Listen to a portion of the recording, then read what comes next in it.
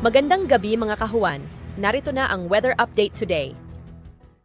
Narito ang weather update sa araw ng Sabado, June 22, 2024.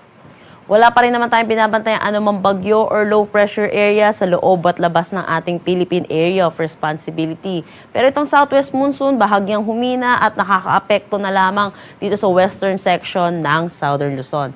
Dahil dito asahan natin makakaranas ng maulap na papawirin na may mga kalat-kalat na pag-ulan dito sa may Palawan, Occidental Mindoro, Aklan, pati na rin dito sa may Antique. Asahan naman natin dito sa Metro Manila, nalalabing bahagi ng ating bansa ang generally fair weather pero may mga matataas na tsansa ng mga pag-ulan sa hapon at sa gabi dulot ng mga localized thunderstorms.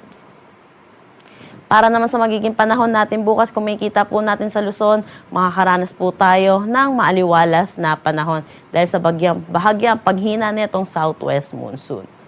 Agwat ng temperatura for Metro Manila ay 25 to 33 degrees Celsius, Lawag 25 to 33 degrees Celsius, Tugigaraw 26 to 35 degrees Celsius. Para naman sa Baguio, asahan natin ng 18 to 26 degrees Celsius, Tagaytay 22 to 31 degrees Celsius, Legazpi 25 to 33 degrees Celsius. Pero kung makikita po natin yung Palawan, patuloy silang maapektuhan ng southwest monsoon.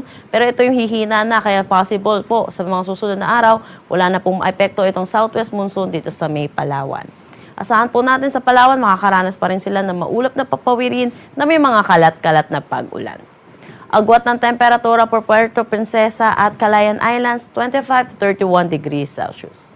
Para naman dito sa Visayas at Mindanao, magiging maaliwalas ang panahon. Pero tandaan po natin, matataas po yung mga tsansa ng mga localized thunderstorm pagdating sa hapon at sa gabi.